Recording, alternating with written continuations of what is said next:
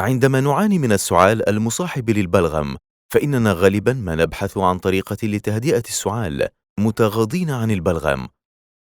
إليك مجموعة من الطرق لعلاج السعال المصاحب للبلغم. أولا، تناول السوائل. تناول السوائل بشكل منتظم يعد فكرة جيدة بشكل عام، لا سيما عندما تعاني من السعال. لذلك احرص على تناولها باستمرار، لأنها تساعد في جعل المخاط أكثر ليونة وجعل السعال أكثر إنتاجية، مما يسهل إخراجه من المجاري التنفسية، وهذا يعني بأنك تكون في طريقك للتخلص من العدوى بالفعل. ثانياً، تناول الزنجبيل مع العسل. هناك سبب وجيه لحرص أجدادنا على الاحتفاظ بالزنجبيل والعسل دوما في المطبخ، فالزنجبيل له خصائص مضادة للبكتيريا تساعد في التخلص من العدوى بشكل طبيعي، في حين أن العسل يساعد في التعقيم وتسريع الشفاء. الغرغرة بالماء والملح. ماذا سنفعل إذا لم يتواجد لدينا الزنجبيل والعسل لعلاج السعال المصاحب للبلغم؟ في هذه الحالة، فإن المياه المالحة تكون هي البديل الأنسب، فهي أقدم طريقة للعلاج المنزلي وربما أكثرها فاعلية. تساعد الغرغرة بالماء والملح في جعل المخاط أقل كثافة وتخفف انسداد الأنف. رابعاً، الاستحمام بالماء الدافئ.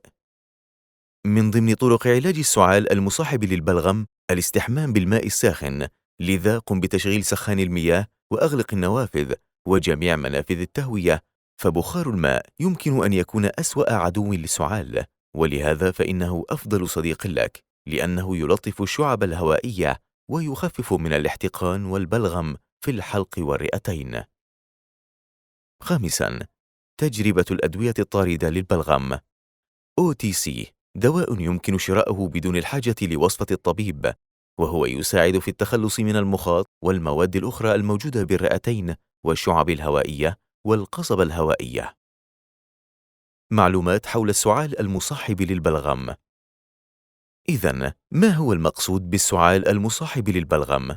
ببساطة، يمكن القول بأن السعال المصاحب للبلغم أو السعال المنتج للبلغم هو نتيجة حدوث عدوى تسبب التهاب الغشاء المخاطي داخل الشعب الهوائية، مما يؤدي إلى إنتاج مخاط لزج وسميك.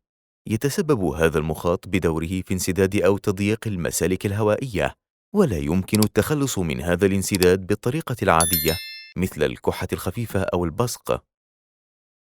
قد يكون السعال المصاحب للبلغم ناتجاً عن الإصابة بأحد الأمراض الآتية: التهابات الجهاز التنفسي العلوي الناتجة عن الإصابة بنزلات البرد أو الإنفلونزا، وكلاهما يتطور بسبب الفيروسات. التهابات الجهاز التنفسي السفلي التي تصيب الرئتين أو الشعب الهوائية، مثل الالتهاب الرئوي أو التهاب الشعب الهوائية. الإصابة بتوسع القصبات المزمن، حيث تتوسع فيه الممرات التنفسية وتمتلئ بالمخاط الزائد. الإصابة بمرض الجزر المعدي المريئي.